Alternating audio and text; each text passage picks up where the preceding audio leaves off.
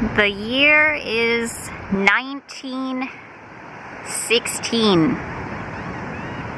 There is a war going on, a worldwide war that is dominating the headlines. And it is unseasonably hot this July. Swimming is all the rage. It is very fashionable. Newfangled bathing suits are all the rage right now, getting a lot of people into a lot of trouble. But it's worth it because swimming is the thing to do.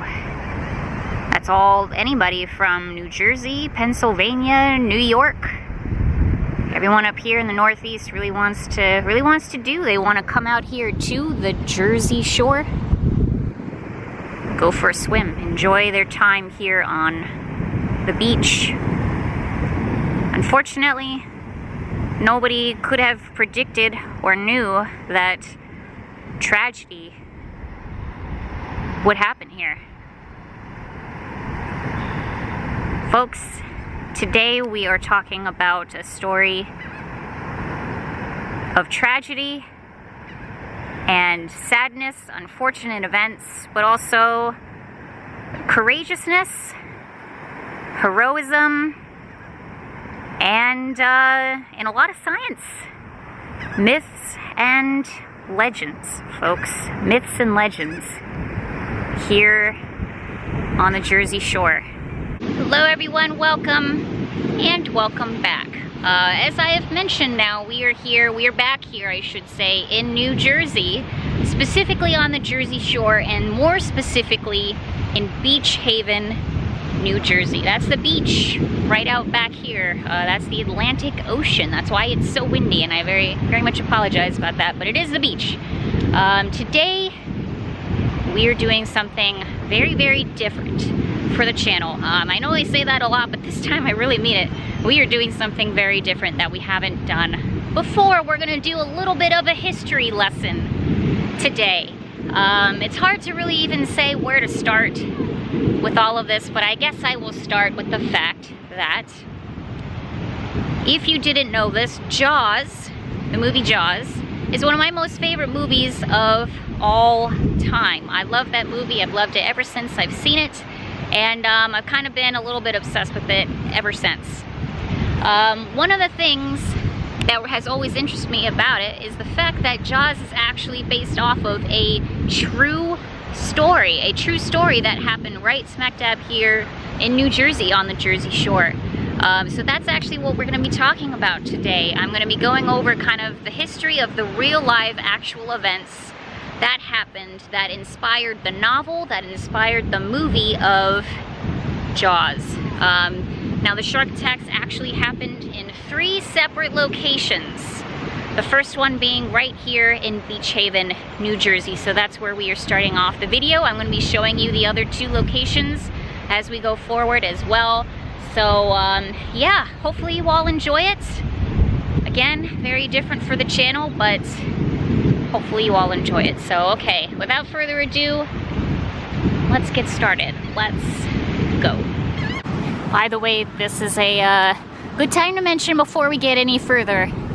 The topics of today's video are somewhat PG-13. They're slightly gruesome. I'm not going to go into detail or anything like that, but if you're a little squeamish, I'm not going to show pictures or any good, I'm not going to do anything like that, but I'm just saying, it's kind of a dark nature of today's video, so just fair warning, everybody, fair warning. The very first shark attack happened July 1st, 1916, right here in Beach Haven, New Jersey. Also in 1916, and I'm gonna try not to give you too much facts right up front here, but I gotta set it up here for you. Not much was known about sharks. Not much at all. Sharks at that point were more of like a myth or legend. There wasn't a lot of research done on them because they were very elusive. There were some shark attacks like reported, but not many. And even then, some were very skeptical that those even happened. And scientists even flat out said, listen, sharks don't attack humans. They just don't. They don't even, one scientist even went as far as to say they biologically, physically, their jaws are not designed to eat humans. So that's kind of where we were with that. Charles Epting Vincent. He was a young man who was visiting here all the way over from Pennsylvania with his family. And right before dinner, it was very, again, fashionable, gonna use that word a lot, but it was very fashionable to go out here to the ocean and take a swim before supper time. And that is precisely what he did with his dog. I wonder how cold this ocean is. I don't want to get too close. I'm very nervous. Yeah, that's cold. Yep, that's cold. Okay, that's enough of that. As Charles was swimming out here in the ocean, far out into the ocean, oh, that is very cold. Oh, that is ice cold, sorry. Okay, anyway, he suddenly started screaming and yelling, and people thought that he was yelling to his dog. As I mentioned, his dog, he was out here with his dog as well, but he was not. In fact, a shark bit his legs, and he was screaming for help. Eventually, the lifeguards did go out and get him and brought him back into shore. But yeah, this is, again, oh, that is so cold. Okay, very cold, sorry. So this spot right out back here, this is where it would have happened. Again, I'm gonna get into how I know that in a sec, but this would be it. It's very, very cold water. I think I mentioned that 3,000 or 4,000 times, but wow, that's cold. Okay, that's enough of that. Anyway, as Charles was brought in by the lifeguards from the ocean, it was very clear something was wrong. Something had bit his legs indeed. I'm sure there was quite a lot of, blood and such. And what they did was they brought him right across the street over to the Ingleside Hotel, which was actually where he was staying on his vacation. So now we're gonna go check out that area next. Yeah, as much as I would like to stay here on the beach all day, it's really nice. And I've always wanted to see the Jersey Shore, so this is like crossing off many, many bucket lists. But we got a lot of places to go today, a lot of things to see. Still got a ton of driving to do too. So making my way off of this beach, but it's really nice. Also, lots of parking around here. I was a little worried about the parking situation, but holy moly, a lot of parking. So that's good. I'm sure it's probably not their, I know it's not their peak season, but it's still a little early, but nonetheless, it's nice so far. Besides the morbid topic, it's nice. Okay, let's go. We have made it back in from the beach, and here is the back side or the front side, depending on how you look at it, of the Ingleside Inn. Now, this is not actually the original building here. The original hotel used to be in this park here. It is now a Veterans Memorial Park. But from what I understand and from my research that I've done, this is where the original building used to sit, was out here. Now, as I mentioned before, when Charles was rescued by the lifeguards, they brought him in from the beach and they brought him to the Ingleside Inn and placed him on the manager's desk, if you can believe it. And that is unfortunately where he passed away due to his wounds, due to the blood loss that he endured. Now, as I mentioned earlier, Charles is not actually from here, from New Jersey. He was from Philadelphia, so he wasn't buried here in Beach Haven. He's not in a cemetery here. He's actually in the Laurel Hill Cemetery in downtown Philly. So I will not be visiting his gravesite, but I thought that was kind of interesting. I personally have a lot of history at the Laurel Hill Cemetery, so does Tampa J, if you're familiar with that. But anyway, just thought that was kind of interesting little tidbit here. So we're walking now amongst the Memorial Park here, again, where the Ingleside Hotel would have once stood. The hotel where he was staying, where he was supposed to be having a nice, lovely summer visit with his family. He was home from college, if I'm not mistaken, and just wanted a nice time on the beach, a nice swim along with everybody else. But unfortunately, a shark and destiny, I suppose, had other plans for him. So rest in peace, Charles, wherever you are now. Also very sad to see that these restrooms are apparently closed for the season. Could have really used a restroom. That's okay. We'll soldier on. It's also really cool that there is still an Ingleside Inn, even if it's not the original one. It's still pretty neat that they have one here. Everybody kind of treated this as like a freak accident. This was actually the first fatal shark attack ever recorded in the eastern USA. So you can see how people were not exactly like, oh my gosh, something's wrong here. They were just kind of like, okay, well, this is awful, obviously, but, you know, these things happen. Basically, it's not going to be like a thing to worry about.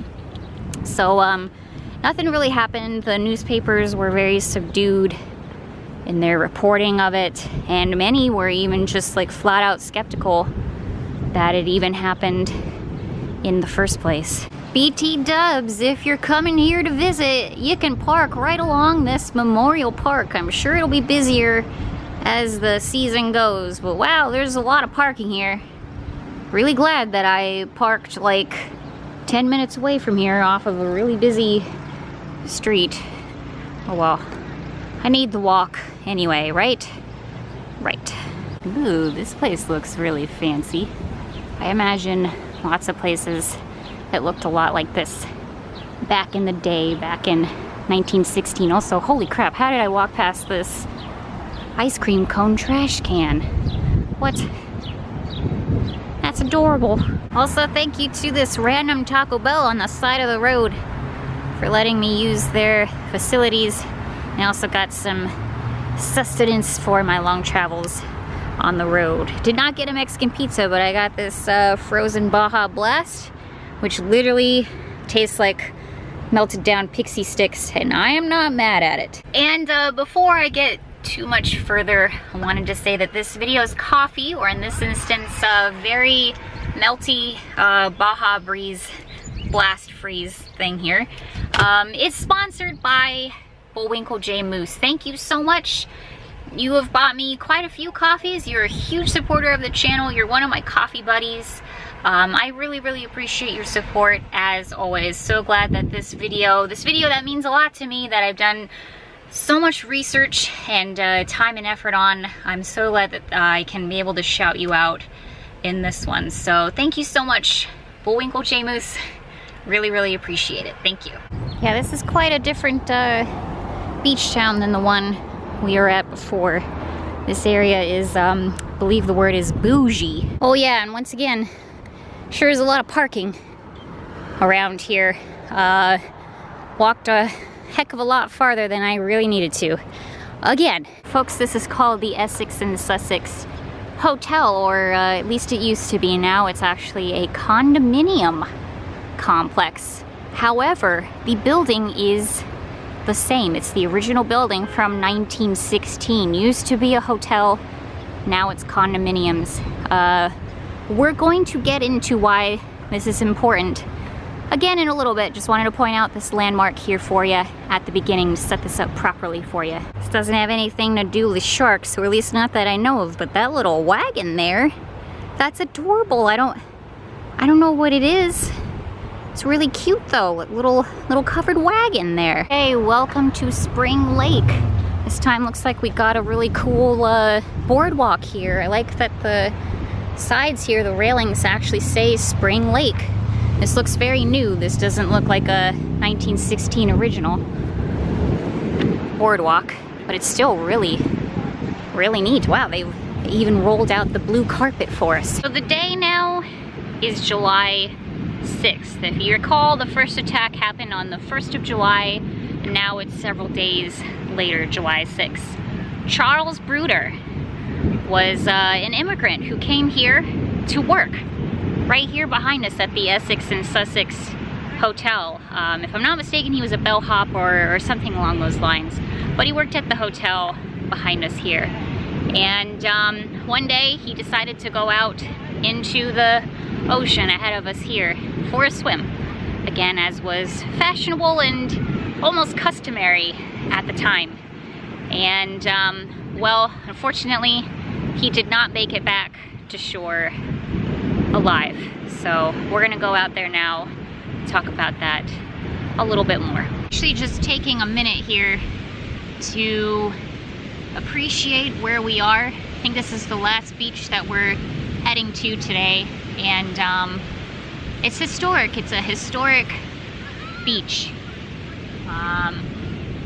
This is where a lot of things happen, not just shark attacks, but a lot of life happened here back in 1916. So it's really neat to be sitting here and just kind of thinking about and soaking up the history of this place. Just like the other Charles, we can pinpoint pretty much exactly where the shark attack happened because he worked at the Essex and Sussex Hotel, which is directly behind us, and he was swimming very near to where the hotel was. So it was somewhere out here in the ocean that you see before ye here. As Charles was swimming in the ocean back here, pretty much the same thing that happened the first time happened to him. So he was swimming, and a shark came up, and it bit his legs clean off.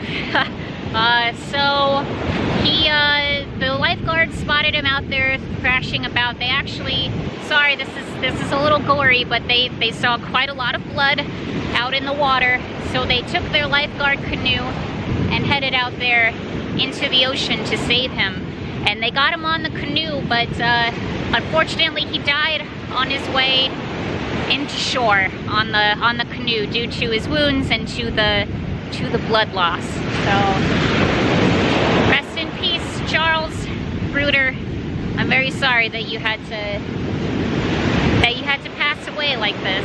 All you wanted to do was probably work at this beautiful hotel behind us here and enjoy the United States. But unfortunately, now your name has to live in infamy of the shark attack. So that was the second shark attack that happened. And again, the first one was July 1st. The second one, July 6th.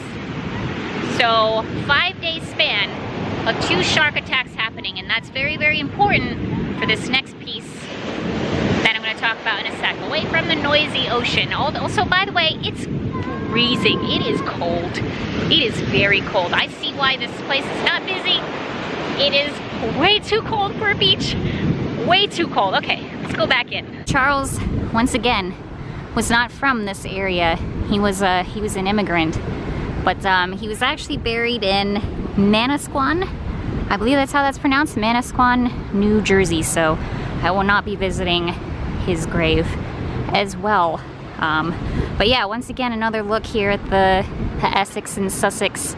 What used to be a hotel, now a bunch of really lovely condominiums. This is a beautiful, beautiful building.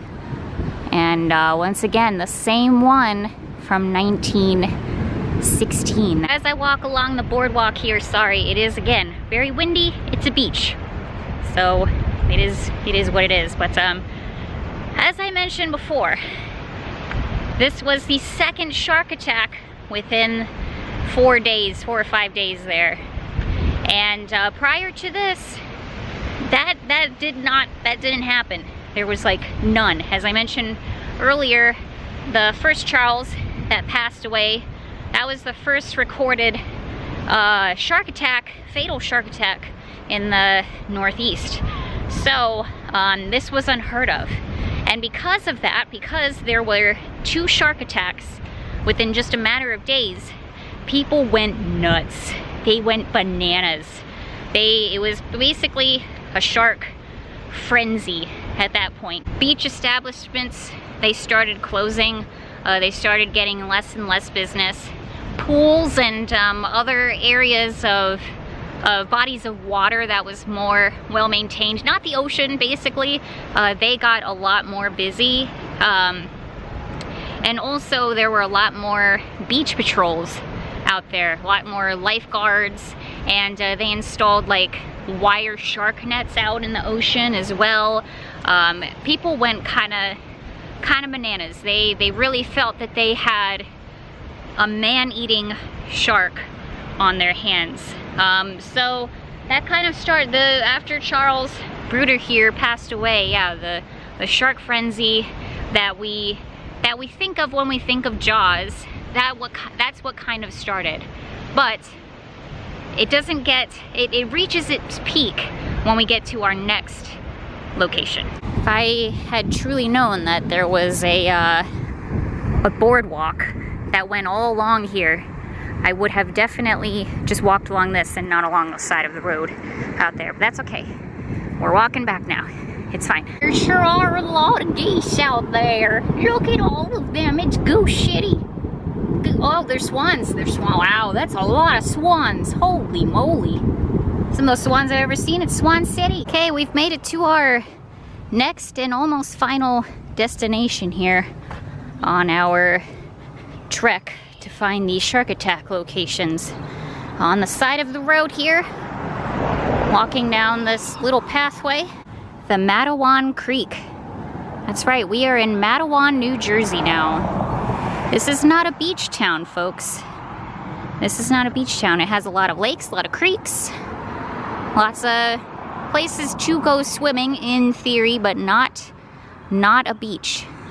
It's not a beach. This is very important piece of our history lesson here. Well, we've come up now on a very scary looking bridge here. I'm just gonna pray that this thing is even remotely stable. This is actually legitimately horrifying considering what happened right here. Oh boy, okay. All right, it feels stable. Okay, I think we're okay. I'm gonna try not to stand here very long. Okay, here we are, Matawan Creek. On July 12th, Thomas Cattrall, a retired sea captain, was walking along the Matawan Creek here when he spotted a shark. And when he saw that shark, he went into town and told everybody, I saw a shark, I saw a shark. And nobody believed him. Listen, folks, as I mentioned before, we are not on the beach anymore. This is fresh water, and it's a creek. We are very much inland from the beach. So nobody believed him that a shark would be this far away from the beach. Despite that, though, Lester Stillwell was a little child, actually. I think he was about 11 years old. Was walking home from being released early from working at the factory that he was working at, and he decided to go swimming with his friends here at the Matawan Creek. And while he was swimming, he got attacked by a shark. Several people came out to help him, to assist him. One of them was Stanley Fisher, another young man, and he went out to the creek, tried to save Lester. But the shark was already there. He was already out in the creek and attacking poor Lester. And the shark, unfortunately, got Stanley as well. Now Stanley was rescued and he was taken to a nearby hospital, and that is unfortunately where he passed away, was at that hospital. But little Lester passed away again almost immediately as the shark got him, and his body was found and retrieved about 2 days later.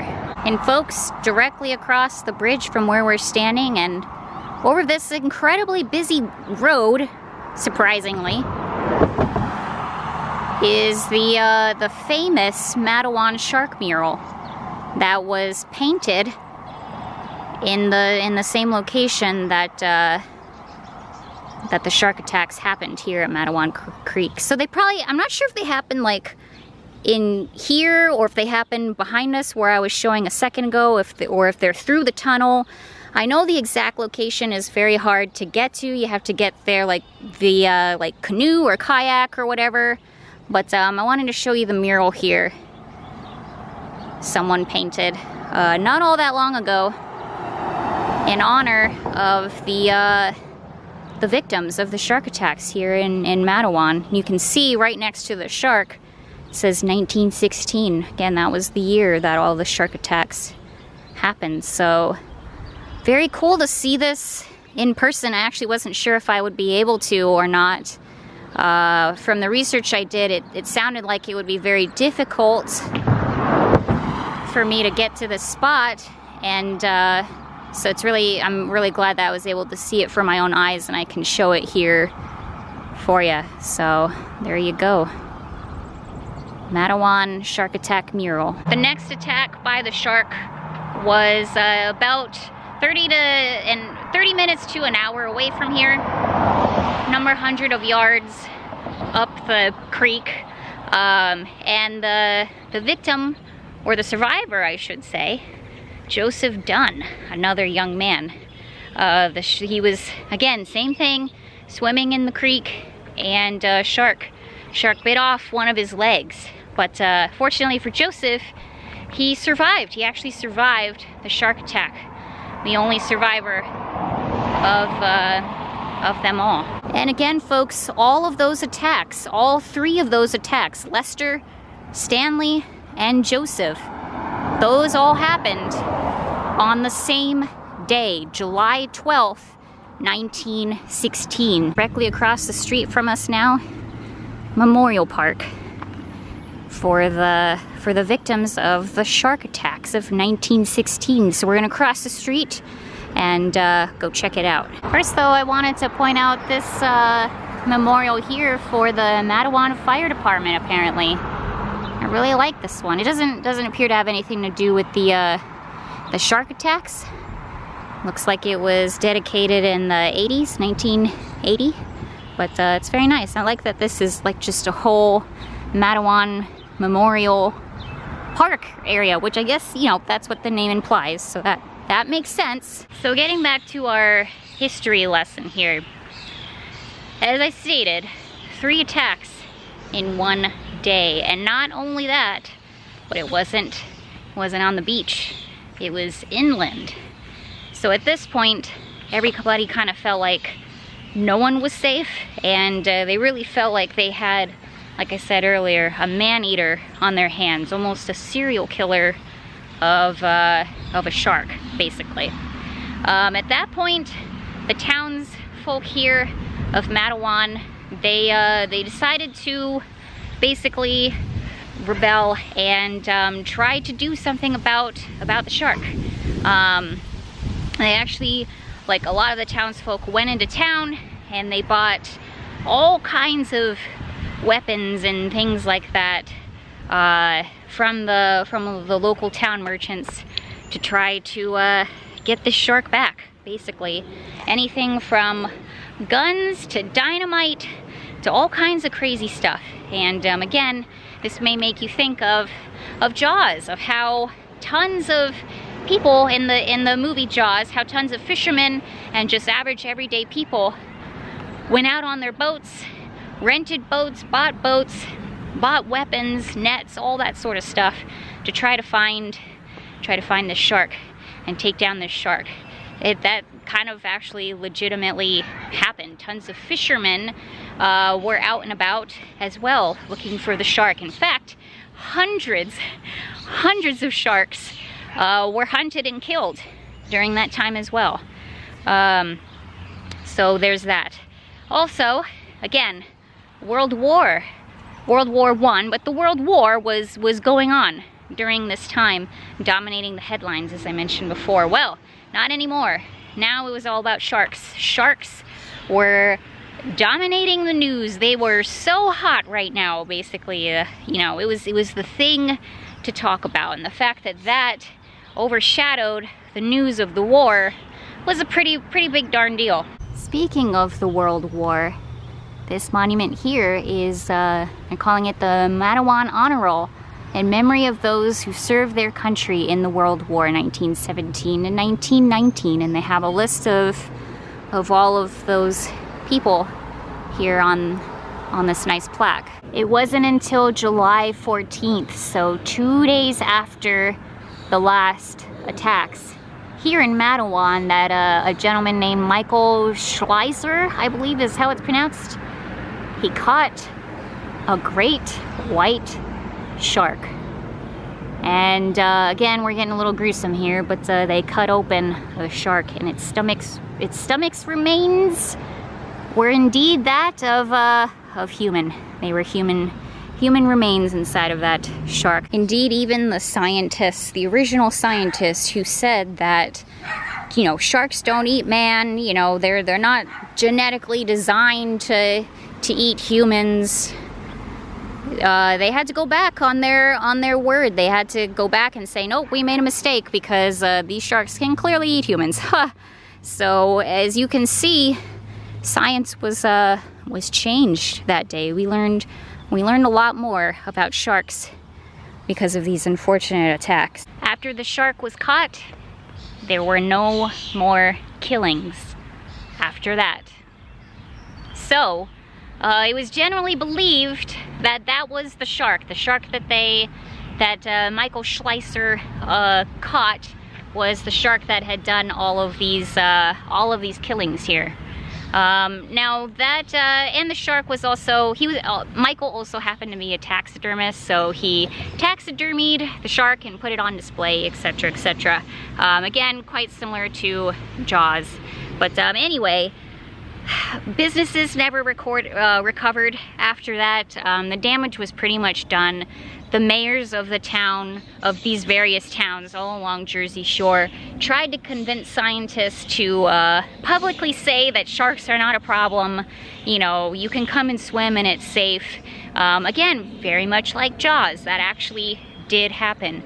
But anyway, it is actually a lot of scientists today actually believe that there may have been more than one shark. Now, it kind of seems like it probably was that one shark, but that's not the consensus among scientists. Some believe that it was multiple sharks. Some even believe now that it may not have been a gray white shark. It's actually more consistent with a bull shark. A what? That's right, a bull shark. So there's still some debate on all of that stuff, but nonetheless, the point is, and I guess the good thing is, there were no more killings after that fateful day on July 12th. And speaking of that, I'm gonna take a look at this monument behind me here now, commemorating the victims of the 1916 shark attack. Greater love hath no man than this, that a man lay down his life for his friends. The tragic 1916 Matawan shark attack. Very lovely monument that they have here for the victims. So here is little Lester Stilwell here, 1904 to 1916. Here's a photo of the Matawan Creek here. And then Stanley Fisher, brave soul who tried to save little Lester, 1892 to 1916. Exceptional courage was shown by local residents during this tragedy.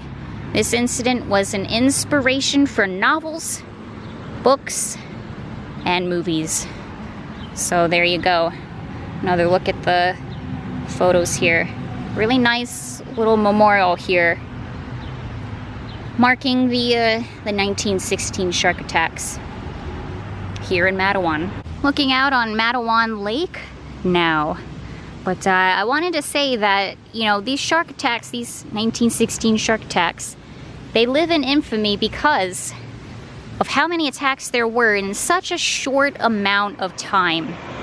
And like I said earlier, that was unheard of. This did not happen prior to 1916, and guess what, folks?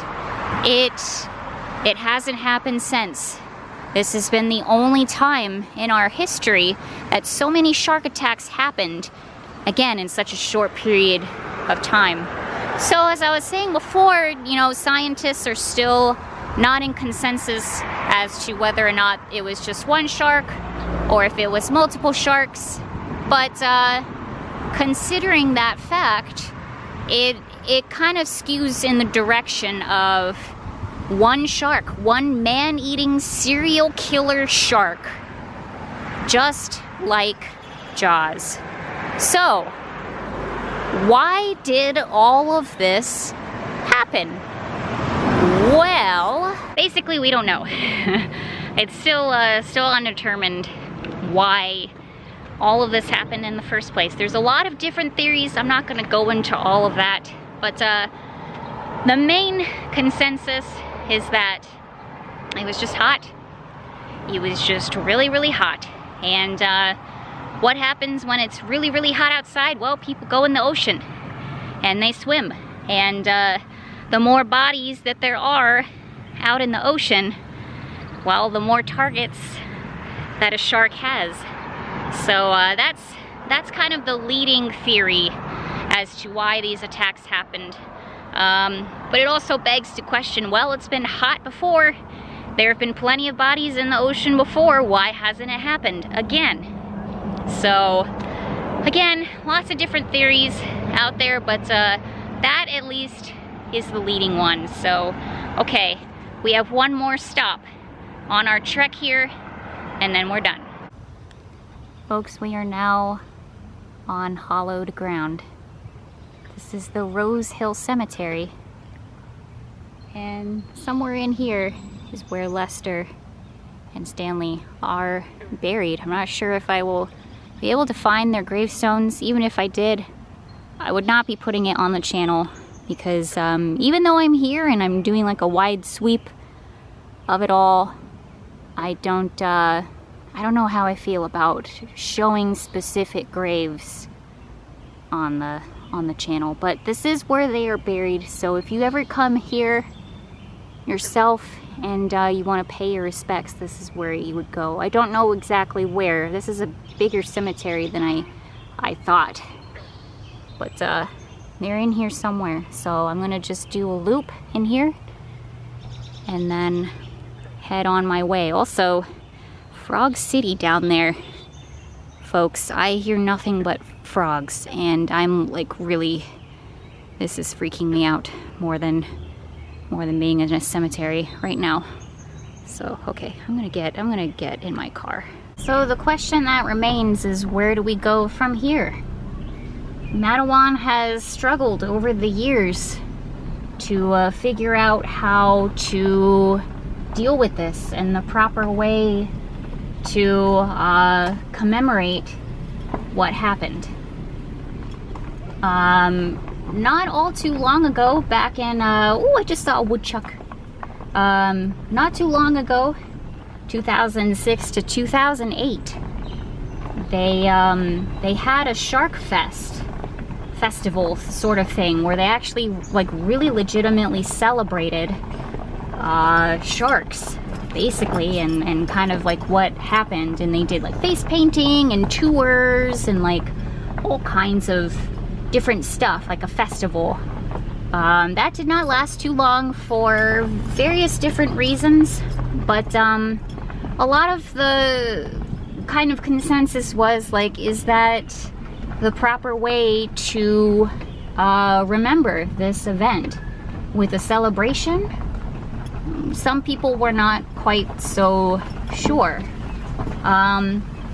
Now also recently in 2016, for the 100th year of the since the attacks, that's when that memorial that we just saw was placed in that area, and they did have a commemorative sort of thing that happened in the town for the event, and it was more so celebrating the heroism of it all, the heroism of Stanley and of the townsfolk that banded together to to you know, fight back against this shark. So I think really the town, I'm speaking for the town here, but I think the town really wants to be remembered for that.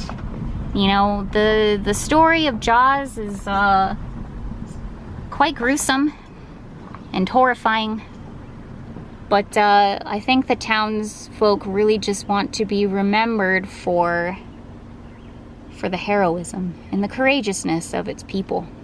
That leaves us to question again, like, how do we remember this event here? We tend to focus on the shark, right? Jaws is all about the shark, all about Bruce, and kind of the brutal gore of it all, and the macabre sort of, you know, death thing. We're all fascinated by that, right?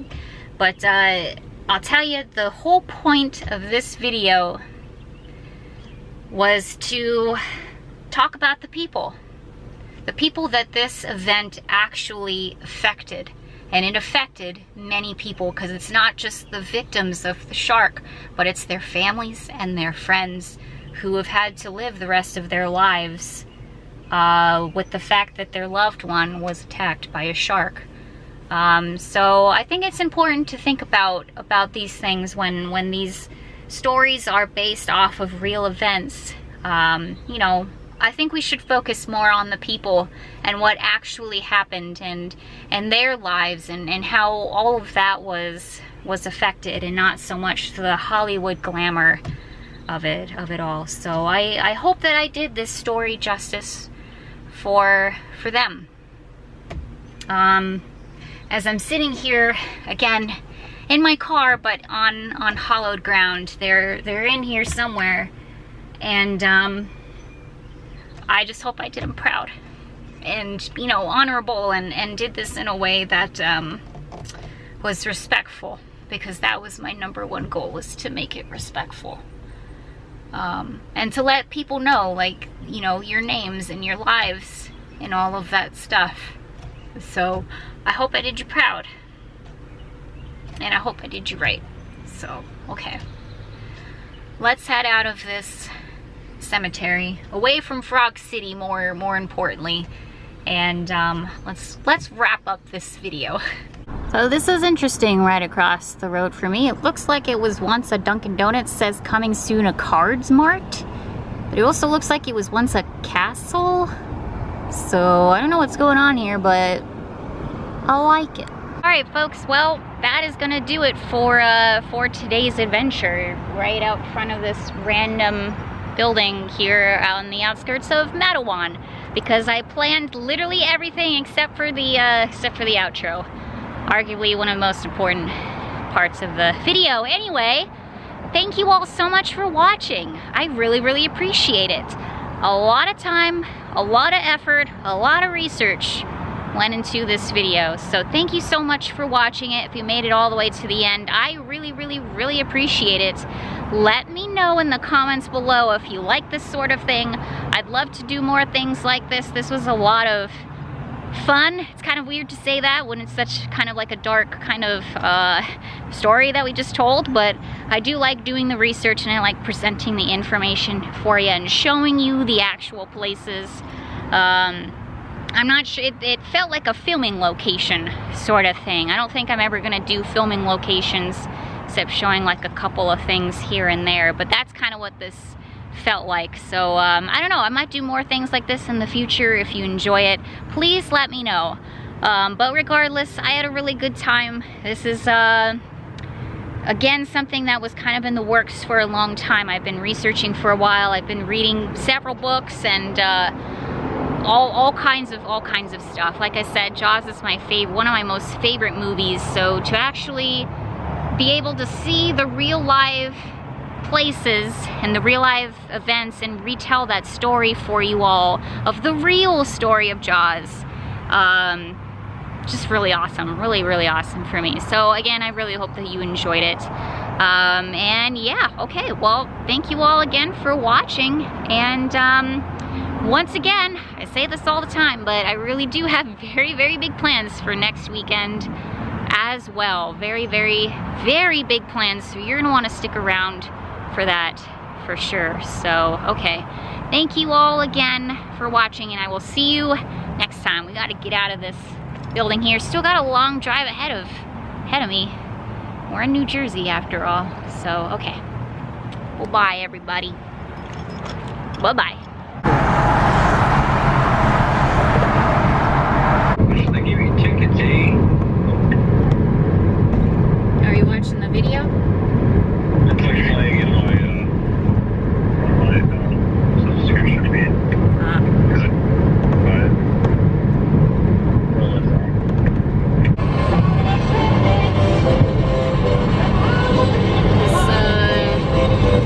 Really bad radio station here that's barely coming in, but the song that's playing right now is a hint as to what's coming up next weekend. It's a hint. It's a very obscure hint, but if you know, then you know. All right, thanks y'all for watching. I'm almost home.